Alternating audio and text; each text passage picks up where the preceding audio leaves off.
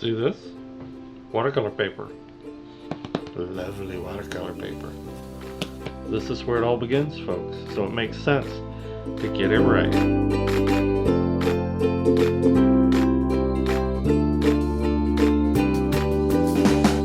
Hey guys, Steve Mitchell here. Welcome to the Mind of Watercolor. Man, I'm excited. This is my first episode, and we indeed are going to get into the mind of watercolor, learn how it thinks, learn how to set the conditions for getting really good results. If you haven't seen my intro video, there's a link down in the description that gives you a better idea what we're talking about with the mind of watercolor. Say hello to my buddy Reese, my studio assistant. Reese will be along for the ride, so let's go. One of the first things you'll find out, folks, is that watercolor loves great paper. There's kind of a myth out there, of a thought myth, I guess. I don't know if I really want to do this watercolor thing or not. I certainly don't know what I'm doing, and I may not be any good, and I may hate it. So I'm going to buy something cheap. Low grade, student grade, something, just something to practice on. Hello, I'm a beginner, and I paint with crap. It's the only watercolor paper for me. Only the worst will do. Buy the best grade water paper you can afford. We're going to talk a little bit about what that is, how to identify it, what to look for. Okay, top quality watercolor paper is two things primarily. 100% cotton and acid free.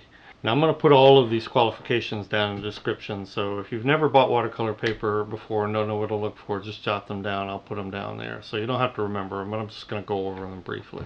Sizing, mold made, handmade, these are some other characteristics you'll see assigned to good quality papers.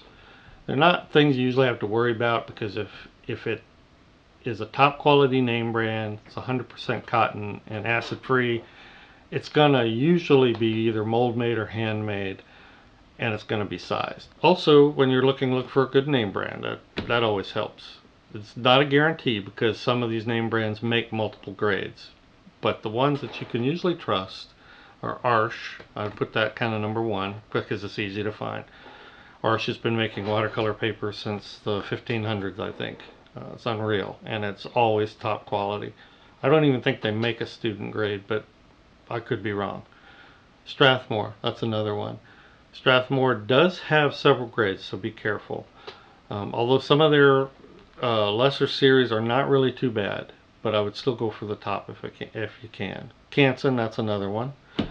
Canson produces multiple grades there, so just like with Strathmore, be careful. You want to go for the top grade. 100% cotton, acid free.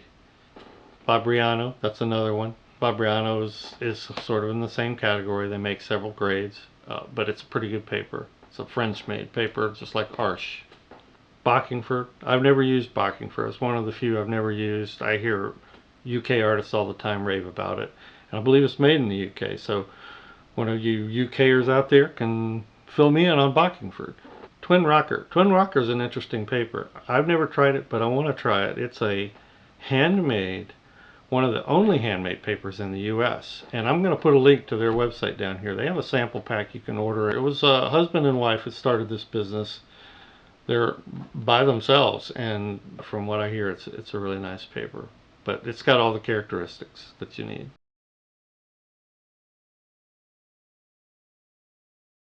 Another thing, and I guess this is kind of important, is make sure you're buying watercolor paper. I know that sounds really kind of obvious, but it's not. There's some multimedia papers out there intended for lots of wet media. Generally, it doesn't work out so well for watercolor. Watercolor really is damaging to paper if it's not the right kind. It really can tear it apart with a lot of washes, a lot of working.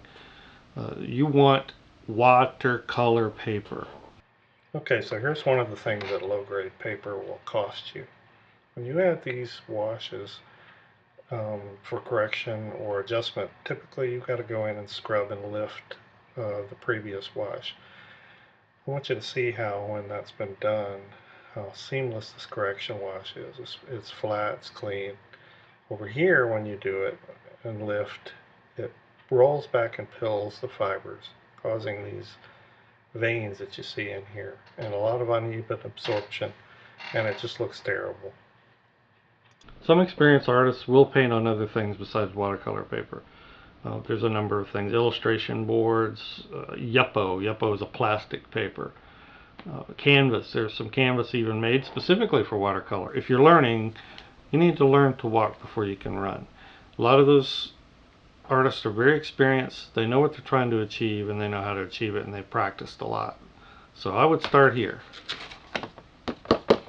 Really top quality watercolor paper. It's just the beautiful dead flat washes and shading and modeling control that you'll get is just a joy. Well guys, that's about all we have time for today. Reese and I thank you. Thank you for watching. I hope you'll subscribe. I hope you'll like the video, and look for some challenges, maybe some contests. I'd like to hear your thoughts and ideas, your tips and techniques, so we can share those with others. We may test a few of them, possibly do some giveaways.